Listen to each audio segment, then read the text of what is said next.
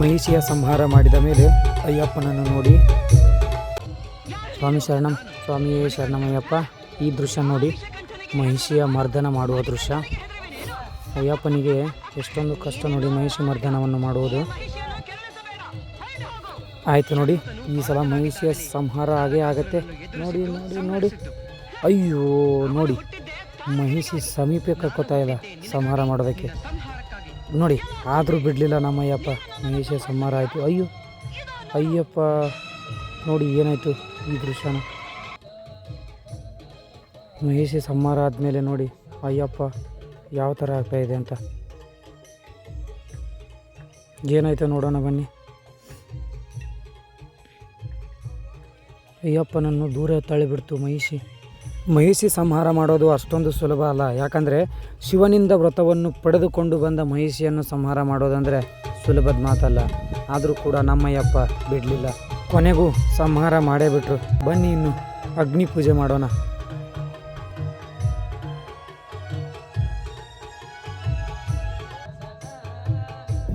ನೋಡಿ, ಅವತಾರ ಪುರುಷ ಚಂದ್ರು ಗುರುಸ್ವಾಮಿ ಅವರ ಶಿಷ್ಯರಾದ ಬಸು ಗುರುಸ್ವಾಮಿಯವರ ಕೈಯಿಂದ ಅಗ್ನಿ ಪೂಜೆ.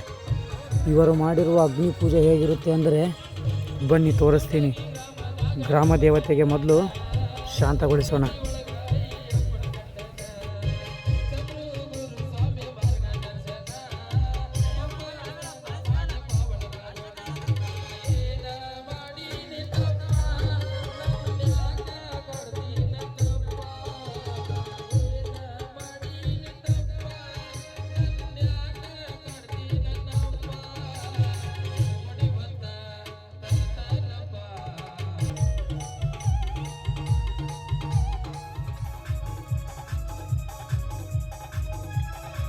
ಇವರೆಲ್ಲರಿಗೂ ಚಂದ್ರು ಗುರುಸ್ವಾಮಿಯವರೇ ಮಾರ್ಗದರ್ಶಕರು. ಆದರೆ ನಮಗೆ ಬಸು ಗುರುಸ್ವಾಮಿಯವರೇ ಮಾರ್ಗದರ್ಶಕರು. ಎಲ್ಲರಿಗೂ ಜ್ಯೋತಿಯನ್ನು ತೋರಿಸಿದ ಅವತಾರ ಪುರುಷರ ಶಿಷ್ಯರಾದ ಇವರು ಬಸು ಗುರುಸ್ವಾಮಿಯವರು ನಮಗೆ ಮಾರ್ಗದರ್ಶಕರು. ಬನ್ನಿ ನೋಡೋಣ ಇವರ ಅಗ್ನಿ ಪೂಜೆಯನ್ನು.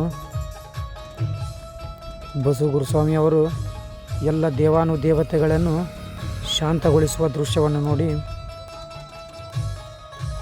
ಎಲ್ಲ ದೇವರುಗಳು ಶಾಂತಗೊಳಿಸುವ ದೃಶ್ಯ ನೋಡಿ ಕಣ್ತುಂಬಿಸಿಕೊಳ್ಳಿ.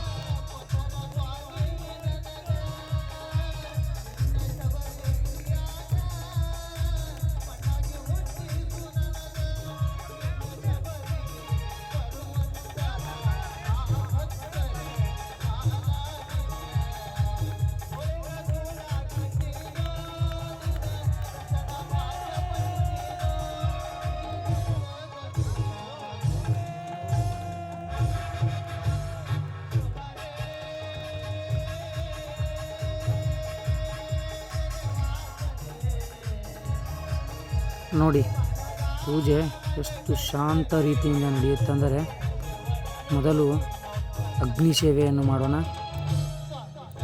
ಅಗ್ನಿಯನ್ನು ಶಾಂತಗೊಳಿಸಿ ನೋಡಿ, ಜ್ಯೋತಿ ಕೂಡ ಶಾಂತಗೊಳಿಸಬೇಕು. ಇದೇ ರೀತಿ ಅಗ್ನಿ ಶಾಂತಗೊಳಿಸುವುದೆಂದರೆ ಅಷ್ಟು ಸುಲಭದ ಮಾತಲ್ಲ. ಜ್ಯೋತಿಯನ್ನು ಶಾಂತಗೊಳಿಸಿ ನೋಡಿ. ಮೊದಲು ಮಕರ ಸಂಕ್ರಾಂತಿಯ ದಿನ ಬರುವ ಜ್ಯೋತಿಯನ್ನು ಶಾಂತಗೊಳಿಸಬೇಕು. ಆ ಜ್ಯೋತಿಯಿಂದಲೇ ಈ ಅಗ್ನಿ ಶಾಂತವಾಗುವುದು. ಅಗ್ನಿ ಶಾಂತ ಮಾಡುವುದೆಂದರೆ ಅಷ್ಟು ಸುಲಭದ ಮಾತಲ್ಲ.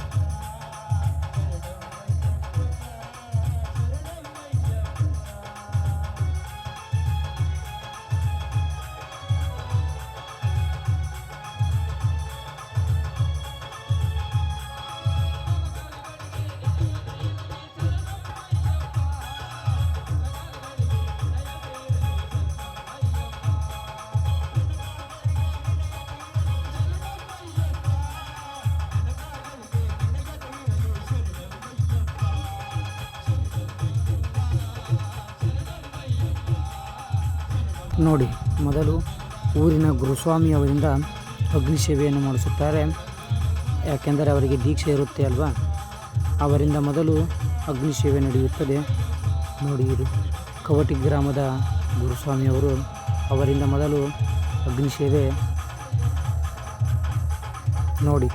ತದನಂತರ ಯಾರಿಗೆ ದೀಕ್ಷೆಯನ್ನು ಕೊಟ್ಟಿರುತ್ತಾರೆ ಅವರಿಂದ ಅಗ್ನಿ ಸೇವೆ ಮಾಡಿಸುತ್ತಾರೆ. ಅವರಿಂದ ಅಗ್ನಿ ಸೇವೆ ಆದ ಮೇಲೆ ಬಳಿಕ ನಮ್ಮ ಎಲ್ಲ ಮಾಲಾಧಾರಿಗಳು ಅಯ್ಯಪ್ಪ ಸ್ವಾಮಿಗಳಿಂದ ಅಗ್ನಿ ಸೇವೆಯನ್ನು ಮಾಡಲಾಗುತ್ತದೆ. ಬನ್ನಿ, ಎಲ್ಲ ಮಾಲಾಧಾರಿಗಳು ಅಗ್ನಿ ಸೇವೆಯನ್ನು ಮಾಡುವ ಸಮಯ ನೋಡಿ. ಅಗ್ನಿ ಎಷ್ಟು ಶಾಂತವಾಗಿದೆ ಎಂದು ಇಲ್ಲೇ ಗೊತ್ತಾಗುತ್ತದೆ.